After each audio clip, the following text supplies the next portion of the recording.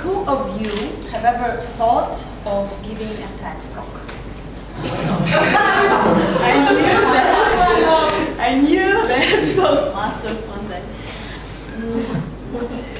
Have you ever given a TED talk, maybe? Do you have an experience? Yes, but you would like to. And what is the magic behind those 3 red letters? Why TED Talks are gathering millions of viewers every day, and why so many people want to become TED speakers? Could you speak louder? Okay, maybe come closer. So, why so many people want to become TED speakers, and why? Is it okay? Can you hear me now? Yeah. Okay. I'm sorry. Okay.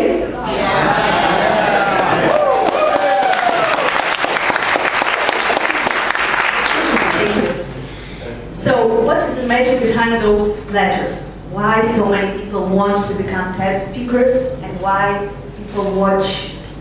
They want to shine. Wall of fame. Speakers want to shine.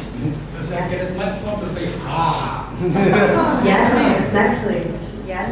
Wall of fame. Yeah. You're in good company if you're on TED. For sure. Yeah. I want to share an idea that's so important to me.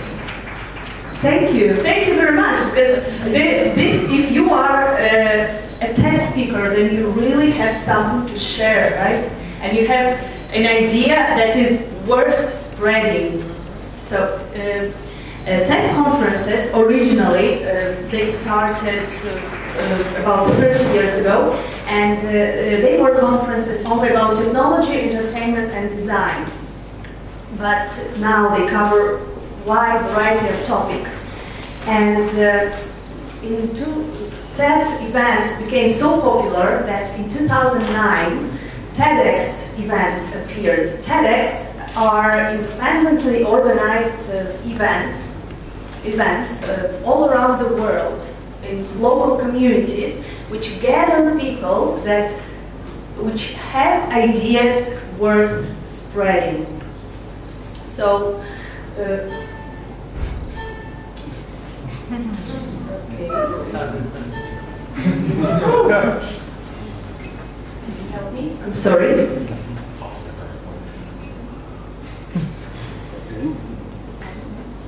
Okay. It's okay. Okay. So this picture was taken at one of our events in which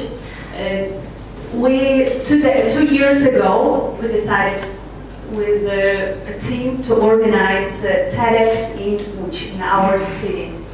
And some people tell me that organizing TEDx is so fancy, and it is even fancier than being a TED speaker. However, after I showed them this picture, this is me painting our first TEDx letters in my garage. One day before the main rehearsal, it can be really stressful, and those deadlines they can be really stressful. However, we managed to gather those speakers from our local community, which have ideas worth spreading. So people spread ideas in TEDx events in form of short and powerful talks, up to 18 minutes.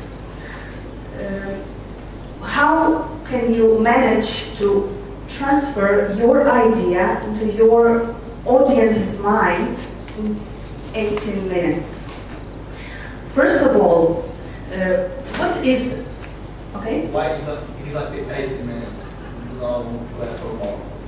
Because it's a little bit different from standard Toastmasters speech, right? We have 5 to 7 minutes, but 5 to 7 minutes is not enough to fully describe your idea, and 18 minutes is just enough not to bore your audience, but to still to manage to tell your idea using certain tools. I will tell you about those tools right now.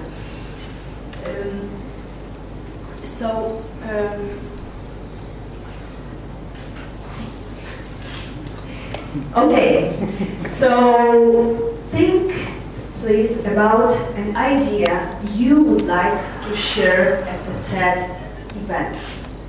I would like you to pair up with the person who is sitting next to you and to think and to discuss your idea you would like to share. Because in a second,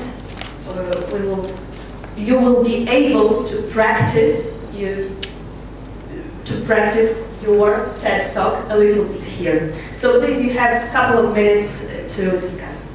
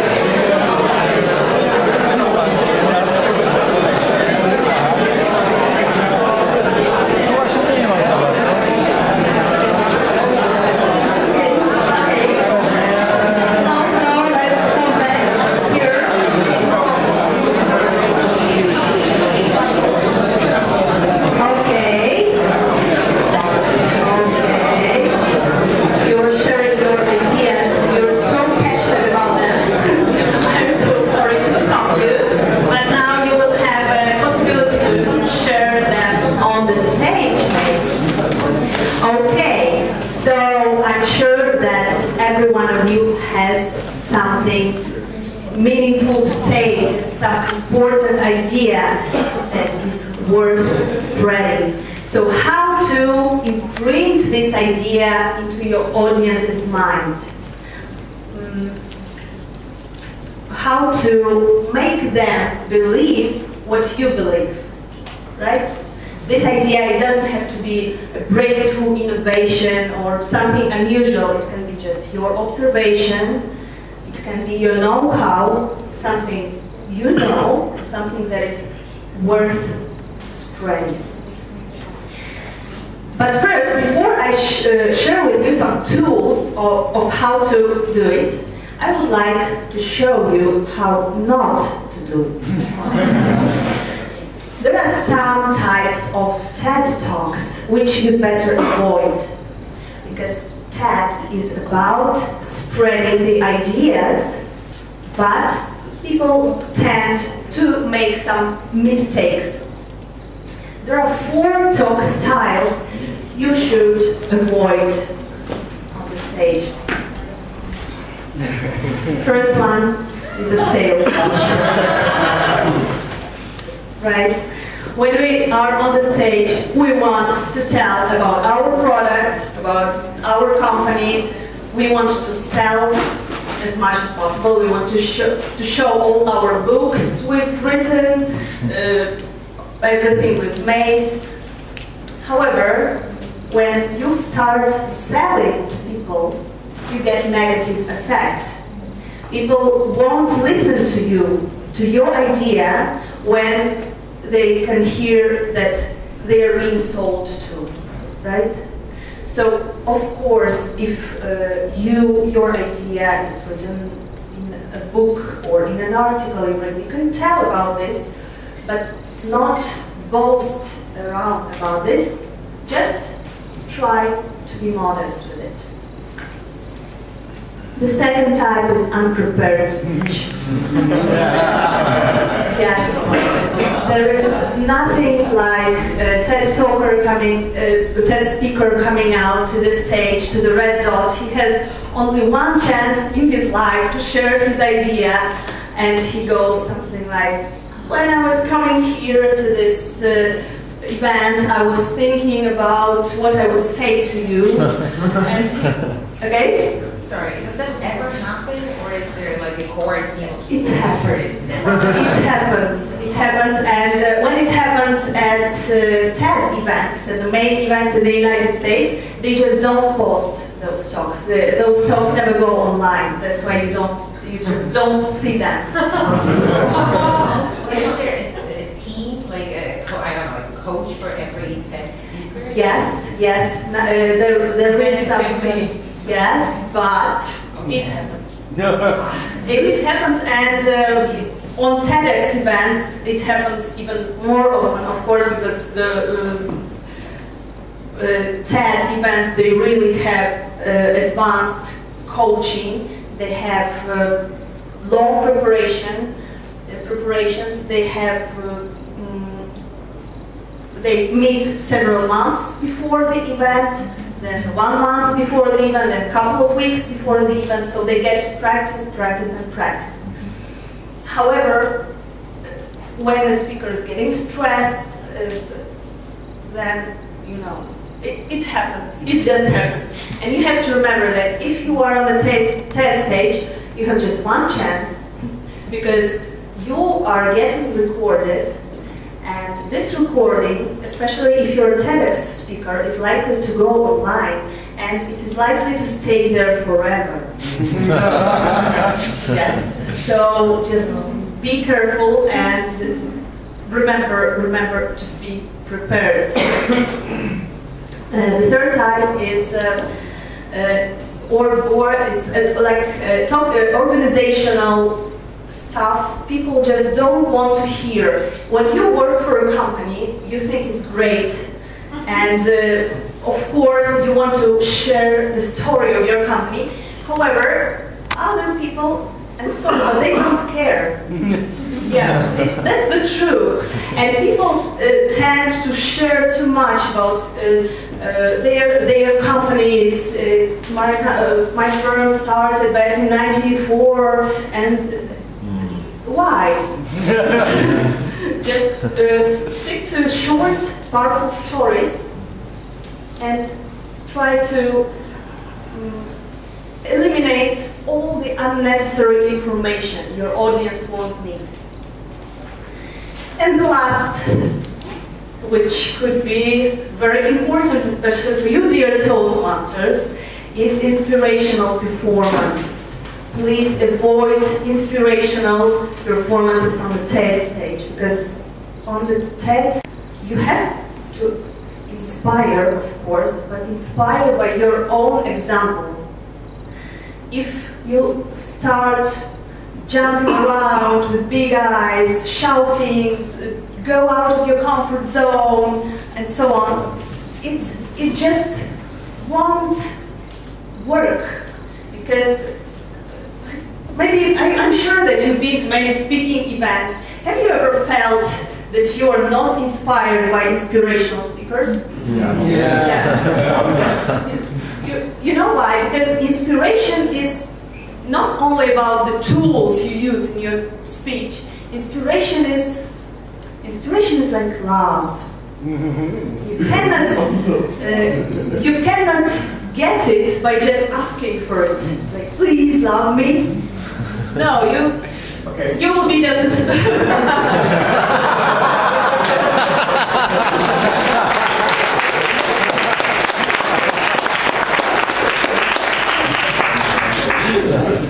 then you will be just a stalker, right?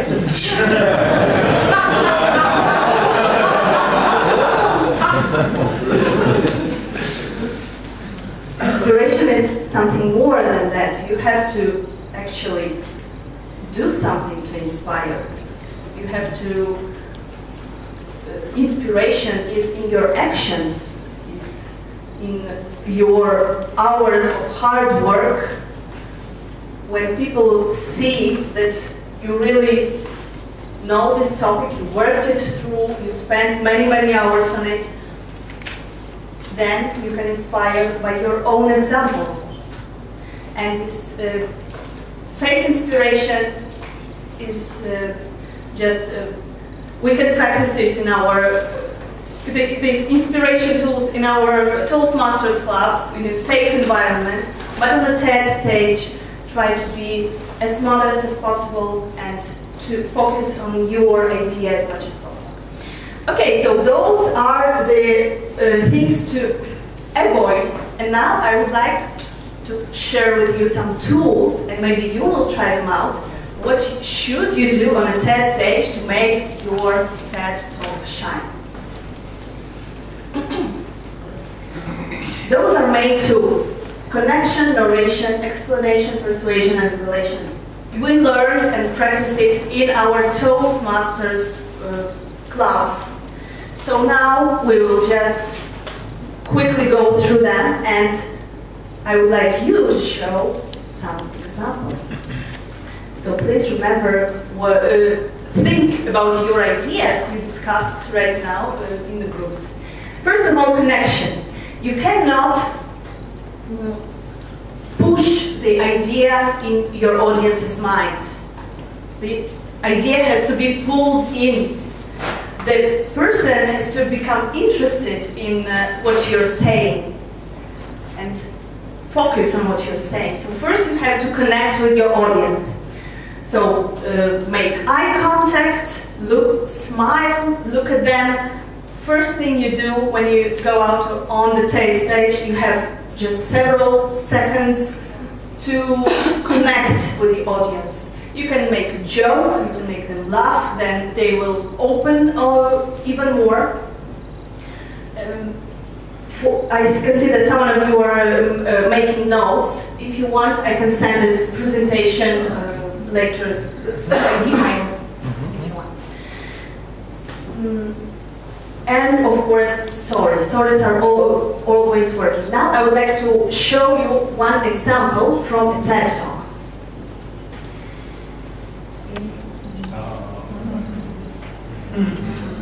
Some of you know it? Yes.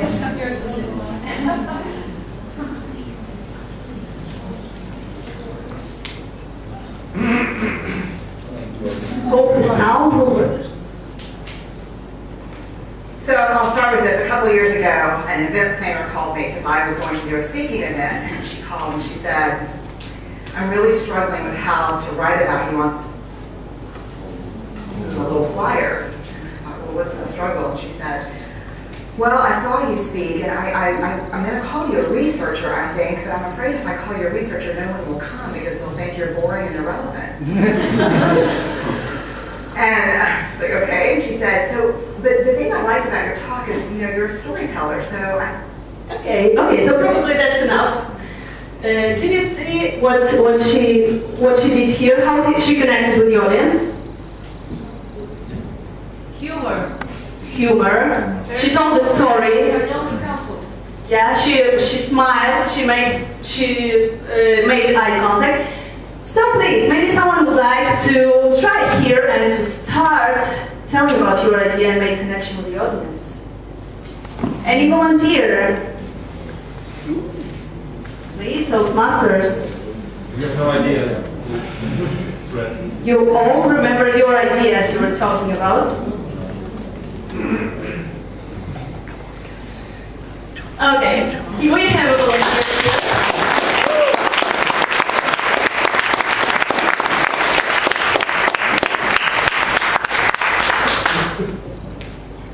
Okay, when I came here yesterday on the first meeting of Efekt Toastmasters, I just saw that there are so many women there. And well, we are all successful, right? It's very easy for women to be great, to be independent and strong. But how to find your femininity in all this men's world? Well, I don't really know that, but that's something I want to find out.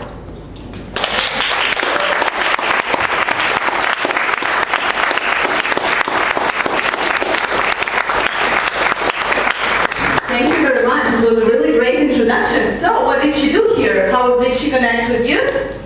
Yeah. Yes. We saw a smile. Eye contact. Eye contact, yes. We knew the idea at the beginning, right? It was a really great connection. And now let's move to narration. Narration is about telling about your idea, not people to get bored, but telling your idea in an interesting way. And how do we tell something in an interesting way, dear Toastmasters? By Telling a story. By telling a story. Thank you very much. By telling a story. How do you tell a story? You try to focus on one character. Try this character, because people can get attached to one character of your story, and then it is easier for them to understand your idea later. You should offer right level of details, not to go into details really much, but to share some details for them to become maybe more emotional about your story. And try to end it with satisfying resolution. Now I would like to show you an example from a TED Talk probably you all know, because this is the most popular TED Talk by Sir Ken Robinson. And who of you have seen this talk? Yes, because this talk is very popular, and I'm sure that even if you don't recognize it now, you've probably seen it. He's telling about how schools kill creativity, and he's doing it by telling a story, one short story.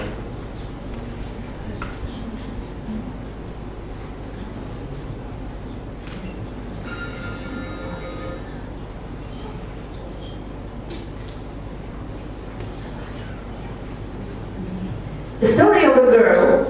Now, with a wonderful woman who most people have never heard of. She's called Gillian Lynn. Have you heard of her? Somehow. She's a choreographer. Can you hear her? Work. She did Cats and Phantom of the Opera. She's wonderful. I used to be on the board of the Royal Ballet in England, as you can see. And anyway, Gillian and I had lunch on that. I said, how'd you ever be a dancer? And she said it was interesting. When she was at school, she was really hopeless. And the school in the 30s wrote to her parents and said, we think Gillian has a learning disorder. You couldn't concentrate, she was fidgeting. I think now they'd say she had ADHD. Wouldn't you? But this was the 1930s and ADHD hadn't been invented, at this point, so it wasn't an available condition. People weren't aware they could have that. Anyway, she went to see this specialist. So this oak panelled room, and she was there with her mother, and she was led and sat on this chair at the end, and she sat on her hands for 20 minutes while this man talked to her mother about all the problems Ginny was having at school. And at the end of it, because she was disturbing people, their homework was always late and so on, little kid, in the end, the doctor went and sat next to Ginny and said, Ginny, I've listened to all these things that your mother's told me. I need to speak to her privately. So he said, wait here, we'll be back, we won't be very long. And they went and left her. But as they went out of the room, he turned on the radio that was sitting on his desk. And when they got out of the room, he said to her mother, just stand and watch her. And the minute they left the room, she said she was on her feet, moving to the music. And they watched for a few minutes, and he turned to her mother, and he said, you know, Mrs. Lynn, Ginny isn't sick, she's a dancer. Take her to a dance school. I said, what happened? He said, she did. I can't tell you how wonderful it was. We walked in this room, and it was full of people like me. People who couldn't sit still. People who had to move to... Okay, you can watch this talk at home and see what happens next. Did you hear the story? Did you like how the idea was spread? It is just amazing how one short and powerful story can show what you want to say. Maybe some of you would like to share your idea in the form of a short story, please. Are there any storytellers in the room who want to share their ideas?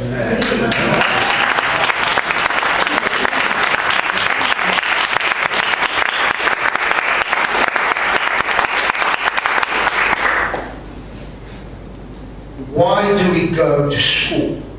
Because we all went to school, right? You didn't go to school. I went to school. I know you all went to school because it's mandatory. We have to go to school, but why do we do it? So recently, I've uncovered all the papers from my grade school. You know, where I have the subjects and the grades.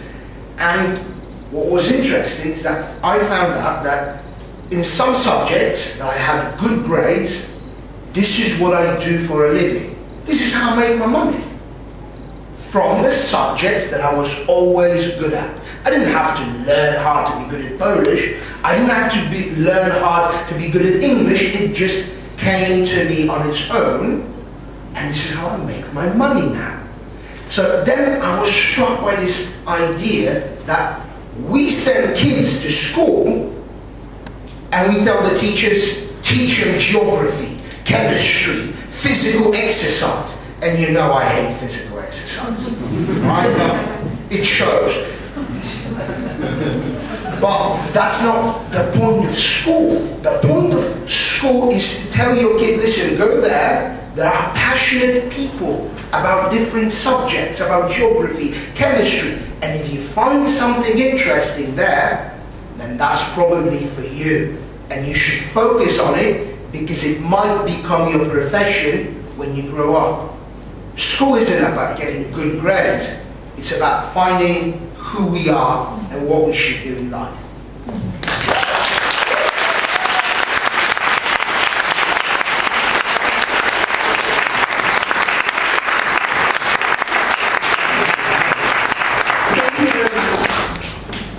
Thank you very much. Did you like this narration? Yeah.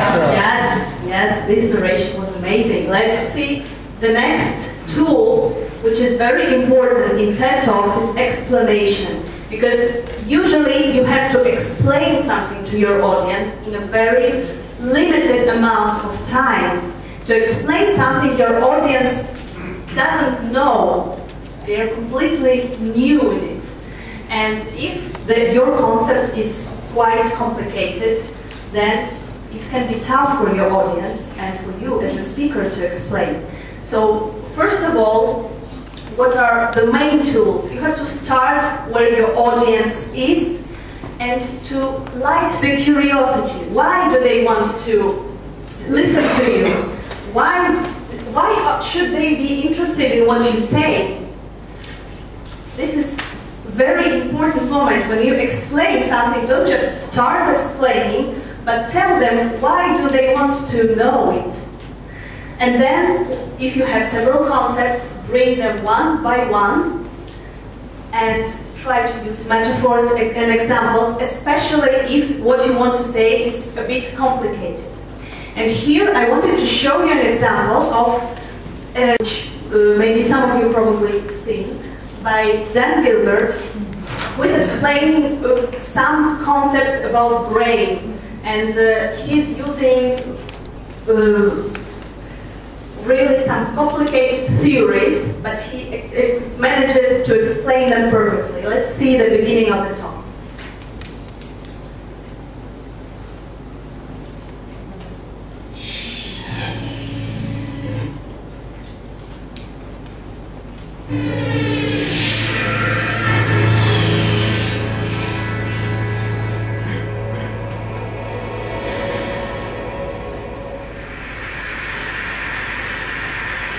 When you have 21 minutes to speak, 2 million years seems like a really long time, but evolutionarily 2 million years is nothing. Yet in 2 million years, the human brain has nearly tripled in mass, going from the 1 1/4 pound brain of our ancestor here, Habilis, to the almost 3 pound meatloaf that everybody here has between their ears.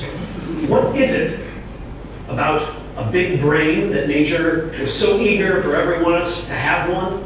Well, it turns out when brains triple in size, they don't just get 3 times bigger, they gain new structures. And one of the main reasons that our brain got so big is because it got a new part called the frontal lobe, and particularly a part called the prefrontal cortex. Now, what does the prefrontal cortex do for you that should justify the entire architectural overhaul of the human skull in the blink of evolutionary time? Well, it turns out the prefrontal cortex does lots of things, but one of the most important things it does is it is an experience simulator. You know, pilots practice in flight simulators so that they don't make real mistakes in planes. Human beings have this marvelous adaptation that they can actually have experiences in their heads before they try them out in real life. This is a trick that none of our ancestors could do, that no other animal can do quite like we can. It's a marvelous adaptation. It's up there with opposable thumbs and standing upright in language as one of the things that got our species out of the trees and into the shopping mall.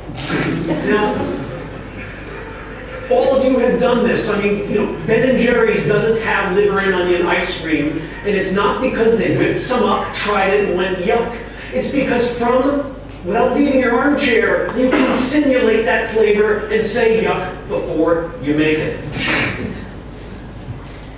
So we can now, just in 1 minute, we know what is prefrontal cortex, we know about structure of our brain, we know about the simulation, so really very complicated things were explained in a short time, right? Because he caught our interest at the beginning.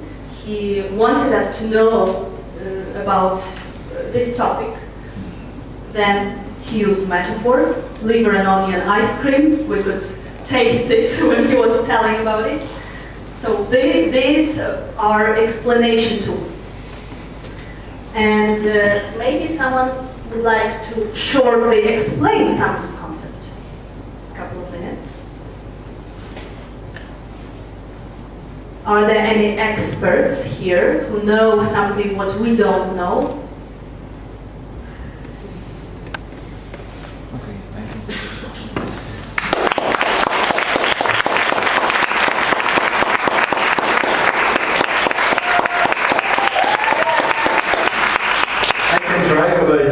Speak normally on the English Toastmasters. I don't know if you heard about eternal philosophy. It is something which is, it is theory which is saying that all of religion, all of the biggest religion are sharing the same experience. That Christian, Buddhism, Hinduism, Islam have the same roots. And to give you a metaphor to understand it, it is like one of the Buddhist story about the elephant. That the blind people are coming to the elephant, to different places of the elephant. And for example, one person stands next to the leg of the elephant. He's touching and he's saying, you know, elephant, my elephant is like the tree. He's like the tree. The second person, the second blind person, is standing next to the stomach, to the body of the elephant, and he is touching, and he is saying that, you know, it is like the wall. This elephant, my elephant, is like the wall. The third blind person is standing next to the trunk of the elephant. He's saying that my elephant is like the snake. And this is the same with all of religions, that we share that many religions are universal, and about this is eternal philosophy.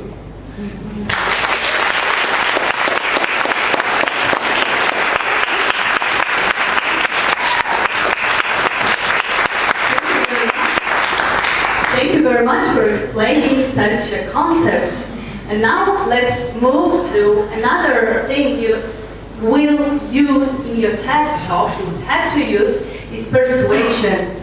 Because you have to persuade people to adopt your viewpoint, to adopt your idea. Because they might think, they might have completely different idea than yours. And your task is in 18 minutes to persuade people to adopt your viewpoint. Of course, we could talk about persuasion for a long time. In Toastmasters we have manuals, persuasive speakers, so there are many things which can be told. But basically what you do in persuasion is to you want to replace someone's worldview with your worldview by using some arguments, emotional or logical. I will not show you this example, but please watch it at home. It is not the example of the best speaker, because it is quite an old TED event, and the guy was a bit nervous and was reading from the card. But the speech itself is amazing, because he's persuading us that we are watching the news every day, and we're thinking that there is more and more violence in the world, more wars, terrorists, people are dying, and it is awful. And in 18 minutes he persuades us that there is less and less violence in the world. He's showing his arguments, historical arguments, he's appealing to our emotions, and actually after 20 minutes your worldview is changing completely. You don't think of it anymore as you thought before. So this is a great example. Steven Pinker, The Surprising Decline in Violence is the name of this talk. And the last one is revelation. You can talk and talk and talk for 18 minutes in your TED Talk. You can bore your audience or not. But the main thing you can do to tell your idea to people is to show it to them. Just show it to them. Just make this wow effect, right? You can show it in the form of some pictures. For example, if you went to traveling to the jungle and you have very beautiful pictures, you can just show them. You can show the demo version of your product. A very great example is the interview with Elon Musk, because he is a great entrepreneur, perhaps the best, one of the best now, but he's not a very good speaker, and that's why he didn't even give a talk. He was having an interview, and while he was speaking, he's very modest, he's very shy, speaking quietly. He was showing his rockets on the screen. And it was a wow effect. And he was showing his cars. This is what you can do. You can just think of something. How can you make this wow effect in your speech, right? So those are 5 main tools you would want to use in your TED Talk, please remember that each one of those tools can be practiced and learned in Toastmasters class, because we have manuals for each of those things. We can practice and practice and practice, and TED Talk is the place where you should apply all of them. And finally, I would like to tell you main things. If you want to get to the TED stage, first what you need to have is to have an idea worth spreading, right? Something that people really should know, in your opinion. Then you have to find your TED event. There are many TEDx events organized locally, all over Poland, all over Europe, all over the world. There are about 10 TEDx events held every day in the world. So if you can really find your TEDx event if you want to. And finally, what you need to do is to get selected.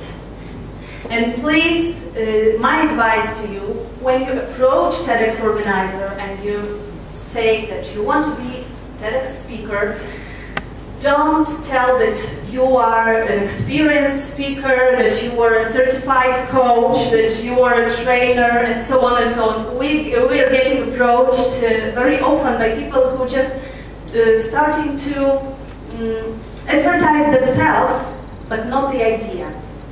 When you approach the organizer, organizers are just ordinary people who search for ideas, not for people. Even celebrities, some very well-known people, sometimes they just have nothing that is worth spreading. So if you think about your TED Talk in terms of giving, not in terms of receiving fame, receiving ovations, and then posting your TED Talk on Facebook and posting how cool am I giving a TED Talk. No, you have to think in terms, you have only 18 minutes. What can you give to people in those 18 minutes? What idea can you spread to make this world a little bit better place? Thank you.